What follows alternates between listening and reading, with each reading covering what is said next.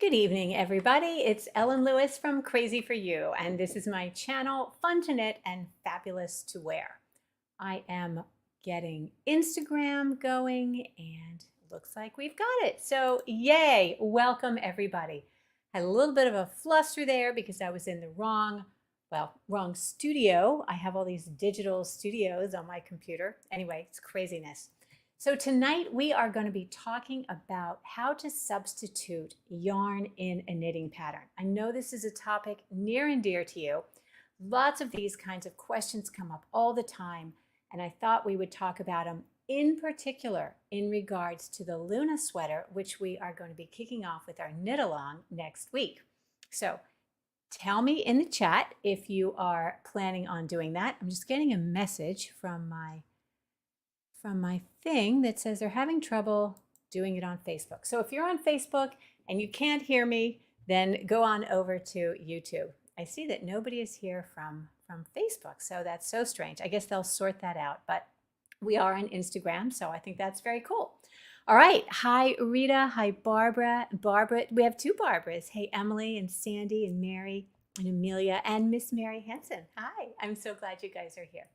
So if you read the newsletter, you know that talking about substituting yarn, I kind of made a joke, the Mick Jagger song by the Rolling Stones, you can't always get what you want. And I think that's such a great lead in because, why would you want to substitute yarn? And I think this is a problem that plagues a lot of beginning knitters. They see the pattern, they see the yarn that is recommended, and they think that there is something absolutely magical about that particular yarn, that it absolutely has to be that yarn. And the idea that you would use a different yarn means that your project won't come out, it won't look good, you'll mess it up, and that somehow there's magic in that yarn. I think I used the phrase that it's, spun by virgins from the first shearing of unicorns. But the truth is that yarn, and I shouldn't say this because I'm a yarn store owner, but the truth is that yarn is largely interchangeable, okay? You can absolutely substitute a yarn for what's recommended in the pattern. Happens all the time. I do it all the time. How could we possibly have these patterns from back in the day, or these beautiful patterns that we love, the yarn's been discontinued? Or you just don't like it, discontinued yarn happens all the time, especially if it's Noro. All companies discontinue yarn for whatever reason. But my point is the same, is that yarn is largely interchangeable, but there are a few factors that you really want to consider. And we'll go over those tonight. But definitely wanted to say hey to everybody here. Okay, hey Susie, hey Jal. Thank you, Nancy. I hope you're having a great day too. Oh, good. Jane's going to do the knit along. Wonderful. And hey, Irina, always good to have you guys here. So tell me in the chat if you've ever struggled with substituting yarn. Tell me what was the biggest concern for you?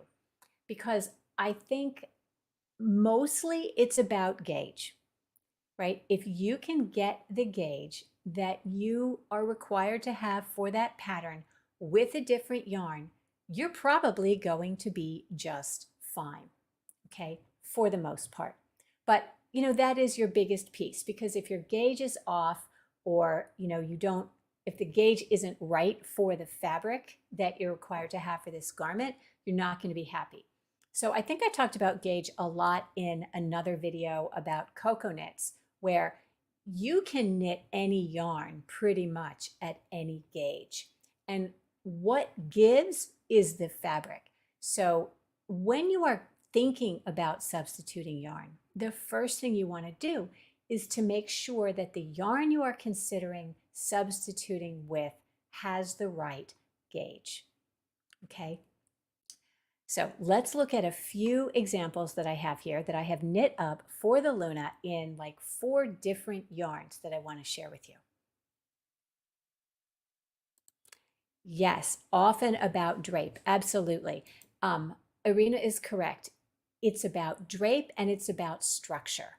So in this particular sweater, the Luna sweater, there's a lot of garter stitch. You know, the whole body is garter stitch and the sleeves are done in stockinette and garter stitch.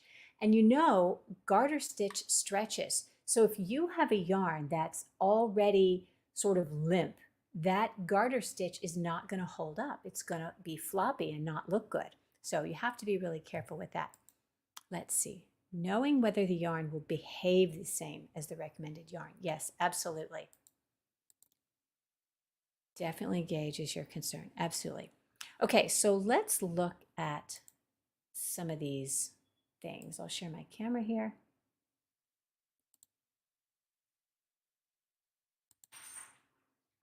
Okay. Can I do that? That's not working for me, is it? All right, I'm just going to do this. Okay. So this is a swatch of the yarn recommended in the pattern. And I like to do this if possible, if I'm going to be demonstrating something, just to sort of see what the intended gauge and what the intended sort of fabric is supposed to be. So this sweater is designed to be knit in felted tweed Aran, which has a native gauge of like 16 to 18 stitches over 4 inches. And the gauge of this pattern is 16 stitches over 4 inches. So you can see it's a moderately drapey fabric in the stockinette, less drapey in the garter. But, you know, when you hold it up, and I'm going to switch to this angle so you can see, when you hold this up, it doesn't stretch out. You know, it's not sagging. It maintains its bounce. And part of that is because it's a very light and lofty yarn. So that light and loftiness is important. So this is the original yarn. The next yarn I sort of thought about is this one, which is Feeling Good yarn by Wool and the Gang. It has a similar kind of gauge, maybe recommended to be a little bit looser. It came out to be the same gauge. You know, when you measure it, it came out to be 16 stitches over 4 inches. And it is also very light and very lofty. So again, when you hold it up, it's not stretching, you know, it's not heavy, and it feels extremely light, probably lighter even than this one. And we'll look at the difference when we talk about yardage per skein and such, but still a solid option. The next yarn that I looked at, this is a Noro yarn, and I picked this one to look at because it is also a tweed yarn, so a little bit tweedy in the same way, well, in a different way, I guess, than the felted tweed is. This has a little more pronounced texture, but I mean, this would work also. Very light, lofty. It holds its shape. You know, it doesn't stretch out in the garter stitch. I don't think it looks too loose. So I like this. And this looked especially nice after I blocked it. I mean, they all did. Everything looks better after a nice blocking, doesn't it? And those are all wool. But what I really wanted was I wanted a summer sweater. So I swatched Rowan 4 Seasons, which is a cotton blend. And normally I would not recommend substituting a cotton yarn for a wool yarn. We all know that cotton does not have as much elasticity. It tends to be heavier, blah, blah, blah. You just can't substitute a cotton yarn for a wool yarn, right? Wrong. I think that you absolutely can, but you have to look at some of the other characteristics. So as far as this goes, gauge is the same, exactly the same, dead on 4 stitches to the inch, and it's also not, you know, it's not floppy. You know, it has a similar kind of feel, and it still feels pretty light. You know, cotton a lot of times doesn't feel as light as wool, but these two, to me, feel pretty similar, you know, in the hand. This is maybe a tiny bit heavier, but not so much that I don't love it, okay? And it's not You know, it's not stretching out when I hold it up. So it totally works. But let's talk about why. So one of the things, the first thing, of course, is the gauge. Can you get the fabric that you like or that is required with the yarn at that gauge? Okay, so if the answer is yes, then you want to start thinking about some other things like the texture of the yarn. So I looked at this Medora because the texture of the original yarn was, as I said, a little bit tweedy. So this one is also a little bit tweedy. And you know that a garter stitch sweater or a plain stockinette sweater can be maybe a little boring to look at or to wear. So it doesn't have any kind of fancy stitch features that a texture in the yarn would mask. If you are trying to substitute a yarn for a sweater that has a lot of cables or a lot of lace or some stitch work, you would want to be very, very cautious about substituting a textured yarn for a smooth yarn because your stitch work doesn't show up as well in a textured yarn. Do you get time to knit things you want besides the swatches? These are generally You are so right, and you hit the nail on the head because honestly, if I had spent all of the time that I spent knitting these swatches, I would have had the entire front of my sweater done. And yes, there is a lot of swatching that goes on in my life. And fortunately, I like swatching, but I'm going on vacation next week, so I will have plenty of time to knit the front and back of this sweater while I'm gone. But yes, that is a very good question, and you are 100% correct. I do not get that much time to knit my stuff with all these swatches. Now, where was I? Talking about texture. Okay, so for the Luna, you don't have to worry about texture. This is a more textured yarn than the others because it has that little bit of fluff to it. And you could go with something that was thick and thin or something that was maybe had a little bit of a boucle to it or a little bit of a wrap. You could definitely go with something that was more textured here. But like I said, you want to stay away from a very textured yarn if you have an intricate stitch pattern because that texture is going to mask it. The other thing that I think is super important, and particularly in this sweater, is the elasticity of the yarn. Now, we talked about how this is garter stitch, and you know garter stitch does tend to stretch, and it can feel heavy because it's very row dense. So you want to make sure that your finished garment has enough either lightness in the fabric or bounce to the yarn that it is going to maintain its structure. So as I said, when I was holding these two up, I didn't weigh them. And you know, I wish I had weighed these while I was at the shop, but these two feel, this one is a smidge heavier than this one. Not a lot, but the point I want to make here is that the yarn itself is really bouncy. So it's going to hold the structure of that garter stitch better than if it were not bouncy. So let me show you what that looks like. So if you look at this, this is the yarn that I am actually going to use, which is the Rowan 4 Seasons. It has a nice little bounce to it.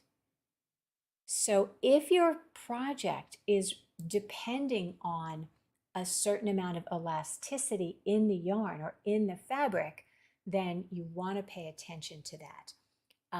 Which is why it's never a good idea to substitute 100% alpaca for 100% wool, because alpaca has very little elasticity and very little intrinsic structure. And so when I talk about structure, it's a combination of elasticity and just the way the yarn is spun, but there's no way to put a tremendous amount of elasticity into an alpaca yarn, into applied alpaca yarn. I mean, you can do it if you blend it with other things, which we often see. Alpaca and wool makes a beautiful, beautiful yarn with elasticity and the softness of alpaca. But it's so tempting to take, say, an alpaca silk blend yarn, which feels so lovely in your hand and in the skein, and then substitute it for a sweater that's meant to be knit with wool, you will quickly find that that sweater will lose its oomph and it will be drapier than it is supposed to be. Similarly, if you're working with a pattern that is requiring a lot of drape, you know, you're making a lovely lace shawl and you don't want it to be stiff in any way, then alpaca would be, you know, maybe a nice choice, right? And a wool might be too structured. It might never release and block into the relaxed fabric that you need for that project. You mentioned Amélie yarn in your newsletter. Do you still like this yarn for this project? I absolutely like this yarn for this project. This is very similar to the Amélie. And if you give me 1 second, I'll pull my swatch of Amélie, which is absolutely perfect. I did not have a chance to block this, but this is knit at that gauge. And because it's so light and it is a little bouncy, you can see that. Let me show you on this camera. You can see that the Amélie has a nice little bounce to it. It absolutely will work. And the reason this yarn has that bounce is because it's, this camera, I decided not to have it automatically zoom. Anyway, it is what you call a blown yarn or a tube yarn. You see the white has, if I can get this closer to it. Anyway, it's a little tube of silk that's been knitted, and then the alpaca fibers are blown into it. So this knitted tube has a great deal of elasticity. So it gives it that, that elasticity and lightness that would work for this garment. It's going to be very similar in look and feel to this, except I think it's going to be maybe a little bit prettier because you have that the white of the tube and then the blue of the alpaca fibers. It gives it a little more dimensional look. So yes, absolutely, Jane. I think that the Amélie would be gorgeous for it. Susie says, I have a hard time getting gauge with alpaca. Yeah, when you're dealing with a yarn that doesn't have much elasticity, you really do need to go down a needle size, which is why cotton yarns are typically knitted on a much smaller needle than wool yarns to get the same gauge, because a wool yarn's elasticity means that it's going to stretch around your needle as you make the stitch, and then in your fabric, the stitches are going to collapse back into themselves and be smaller. You don't get that effect with a cotton or an alpaca yarn. It doesn't stretch as you knit the stitch. It doesn't stretch around the needle and then contract. It is the size that it is around your needle and in the fabric. So you definitely need to think in terms of a smaller needle for those yarns that don't have the same amount of elasticity. Silk, alpaca, cotton, linen, most plant-based fibers, okay? But the acrylic content is so high in the Four Seasons, isn't it too warm? I hope not. I do tend to run cold, and I'm the kind of person that wears long sleeves summer and winter. So I think it's going to be okay. You know, it doesn't have quite the same insulating quality that maybe the wool will. We'll just have to see. I mean, it is marketed as an all seasons yarn. And while cotton is absorbent, it's not so much acrylic as it is an acrylic microfiber, does tend to be a wicking fiber. So it should wick any moisture away. So I'm hoping that it's going to be great. So we will see, Anna, and I will let you know come August whether it will be too warm for me. Okay, let's see. Where am I? Okay, so we talked about gauge and we talked about texture. And we talked about elasticity. Okay, so another thing you want to think about is the physical weight of the yarn. So I talked about this in another video, and you can see that also if you're interested.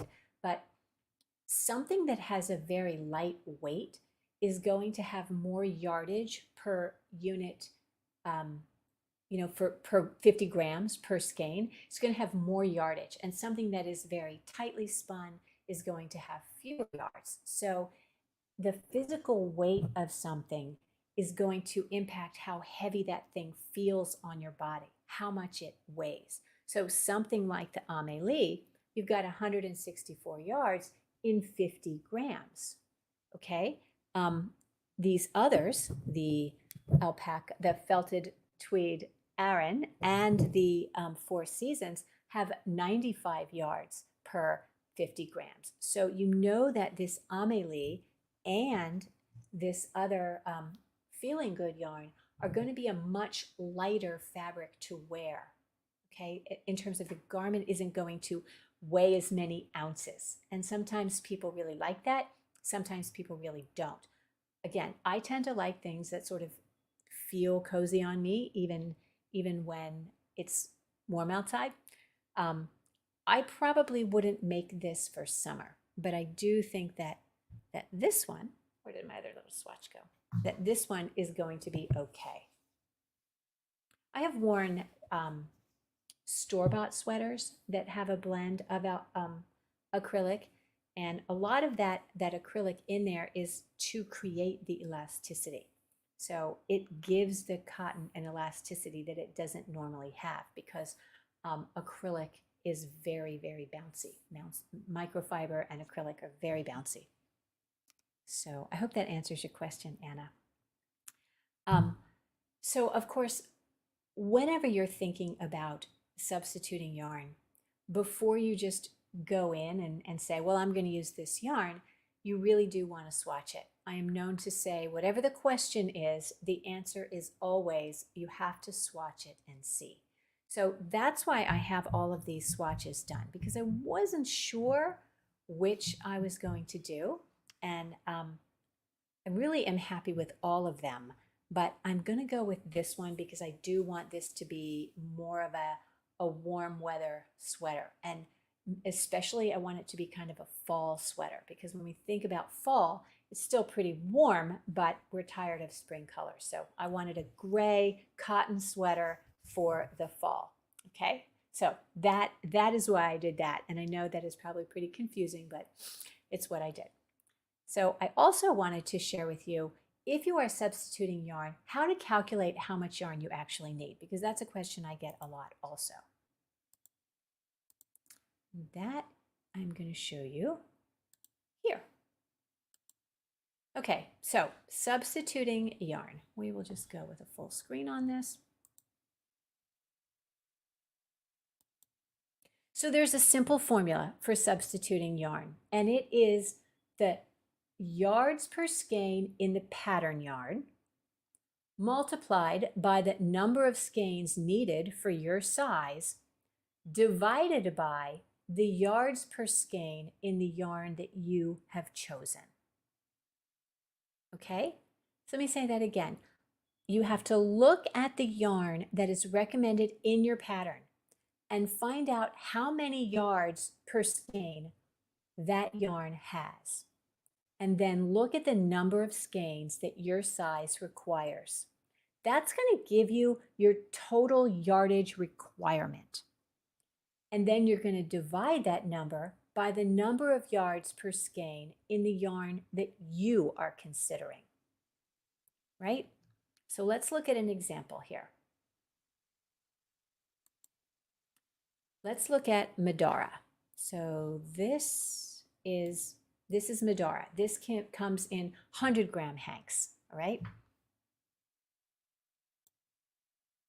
So the sample yarn, the pattern recommends, is felted Tweed Aran, which has 95 yards per skein. And whatever size, let's say we're making the size that needs 13 skeins, we're going to divide that by the 220 yards per skein that Madara has. So 95 yards per skein times 13 skeins required, gives us a total of 1,235 yards total that we need. And we're going to divide that by 220, which is the number of yards per skein of Madara. And that tells me 5.6 skeins. So I'm going to buy 6 skeins of yarn. Does anybody ever struggle with that? I think that that's something that I think a lot of beginners maybe struggle with. You guys are probably pros and maybe don't need to know that. But I do think it's sort of helpful to remember that it's just a matter of figuring out your total yardage required. And they give you that information. They don't always give you that information right in the pattern. And sometimes you have to be a little bit of a Sherlock Holmes and look up the yarn on Ravelry that's recommended. They don't always give you the yardage that per skein of that yarn. So multiply the yardage per skein of the yarn recommended in the pattern times the number of skeins you need, and then divide that by the number of yards per skein of the yarn that you've chosen. And I think that is so, so important to do. And then round up. Make sure that you're getting a full skein, and you never want to round down. If you have a situation where you do the calculation and it comes out to like 6.1. Okay, here's a trick. If it comes out to 6.1 or something like that, look at the next size up and see if it requires another skein or if it requires the same number of skeins as the one that you've picked. Because if the next size up requires the same number of skeins, you're probably safe in rounding down. If you're, 6.1, 6.2 or whatever. I'm always going to get an extra skein because I never know when my dog is going to catch one, or I'm going to lose one, or whatever. I like to have an extra one. And as a yarn store owner, if you finish your sweater in 60 days, it's returnable for store credit. So, and if you end up with an extra skein, that's okay. You probably would be fine with making a hat out of it or something else. So anyway. Any questions on this? Does this make sense to everybody? Are there any thoughts on substituting yarn? Any of you who are planning on doing the knit along, tell me in the chat what yarn you've chosen, what you're going to be using, because I'm always interested in that. Again, I'm going to be using this 4 seasons, and I think it's going to be great. I'm super excited about it. But I probably will knit another one of these. I don't know what it is about this particular design that I like so much. Maybe because it's fast and it goes at, 4 stitches to the inch. It's going to feel like knitting with, really fast after I knit a little baby thing for my daughter on size 2.5, which is nothing to Irina, who knits on, toothpicks. Let's see. Yes, 4 seasons. Good, good. Very cool. Okay, so next week is when we are kicking off that knit along. I will not be here live. I've recorded the video and I will start the sweater, and it will be in this same time slot, but it won't be live.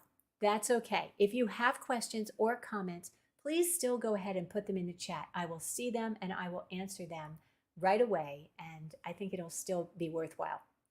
So I think it's going to be good. Let's see. Oh, show the picture of the sweater. Okay, my goodness. Yes, let's see. Where is it?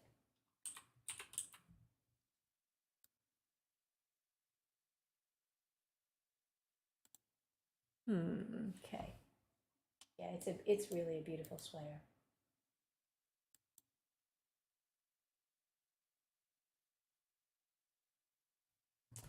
All right, let me find that.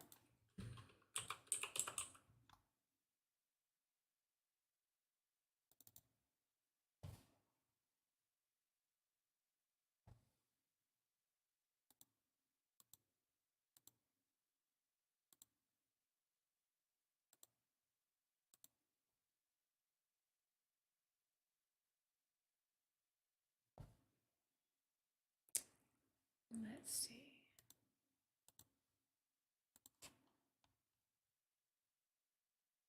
So this is the sweater.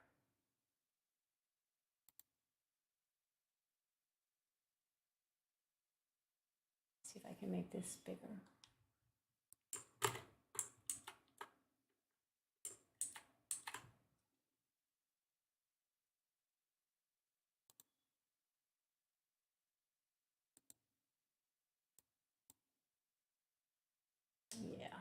Okay, so there it is. It's basically just a garter stitch front and back, and the sleeves are stockinette up to kind of, yeah, the sleeves are stockinette, and they're just sewn in. And I think it's so cute. I don't know what it is I like so much about it. Let's see. The wool and the gang, that would be really cute. Denim, the color denim. Oh, that blue. Yeah. Probably won't be ordering any more of that color before the weekend. I don't know that. How many do you think you would need? Let's see. Did you do the math, Jane, and see how many you would need for the size that you're making? I could certainly help you with that tonight if you wanted. Too much ease for me, even with the smallest size. Okay, so Sandy's concerned that there'll be too much ease. I will tell you, Sandy, that this is a drop-shouldered sweater, and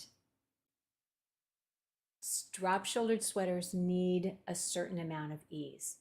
And I think I've talked about this before, and one of the things that's important to remember is that you can't get the fit of a set-in sleeve sweater with a drop-shouldered sweater.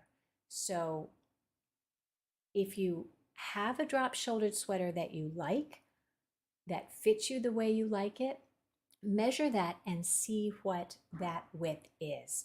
And then we can adjust the pattern because it's a simple rectangle. You know, we can adjust the pattern to make sure that it's the size that you need it to be. We can talk about that maybe tomorrow in Flock Talk.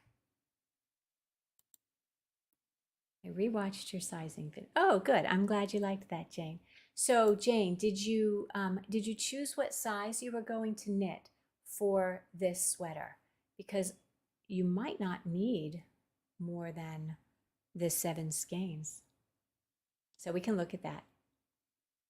I did the math. I would need 10. Oh, you would need 10 skeins. Okay.